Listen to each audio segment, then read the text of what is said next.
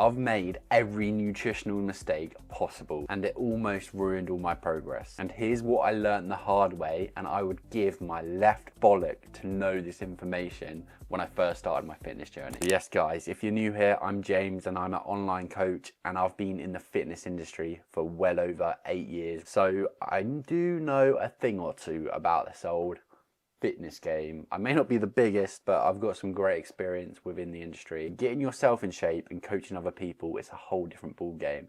So I'm going to tell you my 5 biggest nutritional mistakes that I made so you don't have to waste your time. I'm going to start off with my number 1 mistake at the moment, and that is not tracking calories and macros. And most guys think this is a tedious process, but trust me, it is a skill. And if you really want to achieve some high level results, you need to be knowing what you're consuming and what you're letting in your body, because at the end of the day, nutrition is everything. If you don't know what you're eating, if you don't know how much protein you're consuming, then realistically your progress is going to be subpar. The main thing you need to do is track for a period of time so you can actually build your own knowledge and actually understand nutrition, because the main thing is you want to be able to eat intuitively, aka you want to make smart nutritions of hit smart nutritions. You want to make smart you want to make smart decisions, being able to hit your protein every single day, and consistency is key with that. Making sure you're having plenty of healthy fats, because that's key for testosterone levels, especially with guys. And then carbohydrates to fuel your workouts. So if you don't know where to start with tracking, download MyFitnessPal on your phone. Super easy. And just start tracking what you have anyway. And the main thing you want to do is make small adjustments. If you're not eating enough protein, make sure you're eating more protein than you did last week. If you're not eating enough fats, go to the same thing. And just make sure you're aware of what you're putting in your body. So rule number 1, track what you're having. Because I didn't do this for when I first started, and it just meant I was leaving so many gains on the table because I just had no idea what I was putting in my body. And 9 times out of 10, it was just a whole load of junk food. I wasn't eating enough protein, and it just meant the first few years of my training, I didn't make as much progress for how much effort I was putting in. And then that goes into point number 2, which is under consuming. And I started as a skinny individual, and I was very skinny, had no muscle, was shy, insecure, hated the way I look. But that is because I was under consuming from day one. I was not eating enough calories to be in a surplus to grow. So if your goal is to build muscle as a skinny guy, you need to be in a calorie surplus. And you only know that if you're tracking your food. So this goes hand in hand with point 1.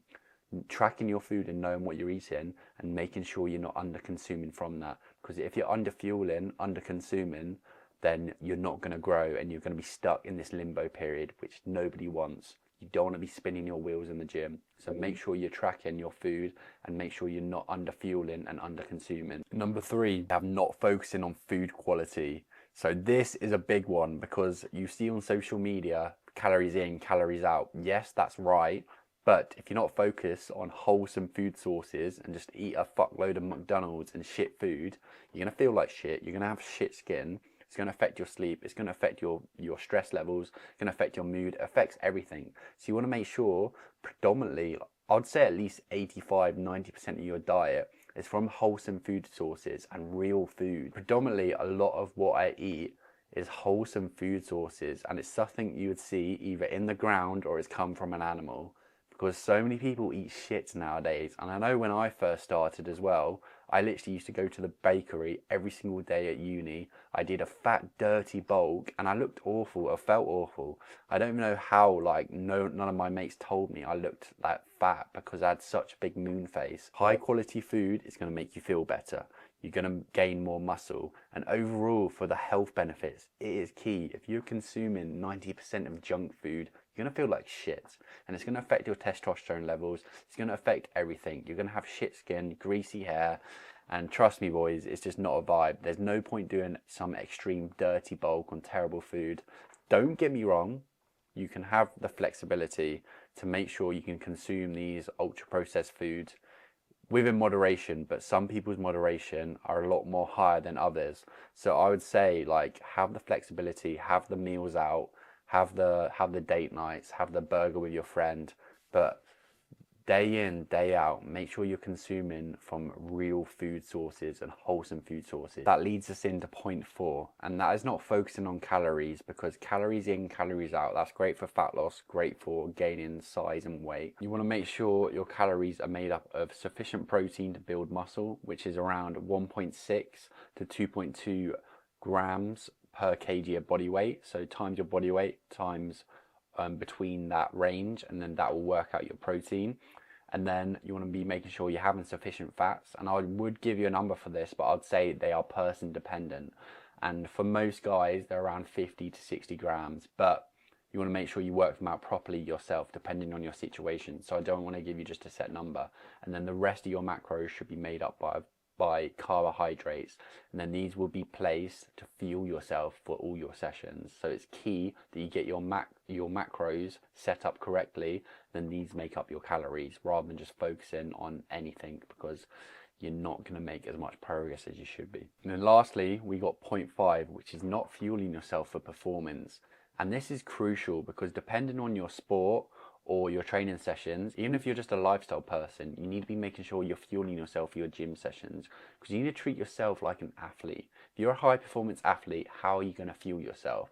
You need to be making sure you're having plenty of carbohydrates around your training sessions, or depending on what sport you do. For example, for me, I prioritize my carbs around my training windows, which at the moment I'm training for Valencia Marathon, which is in December, then also my gym sessions. So I'll make sure before my long runs, I will carb load the day before, and make sure I have a carb heavy meal before as well. Then for my gym sessions, I make sure I have my carbs before my training windows, because that means I'm going to be sufficiently filled, and it means my energy levels are not going to be in the bin as well. And just for day-to-day life, you need to be making sure you're fueling yourself properly, or you're just going to feel like arse, you're not going to perform well in the gym, and you're not going to make much progress, which is what you want at the end of the day. The main thing people get wrong with this is their meal timing is awful. Make sure you have your meals around your training windows, especially your carbohydrates.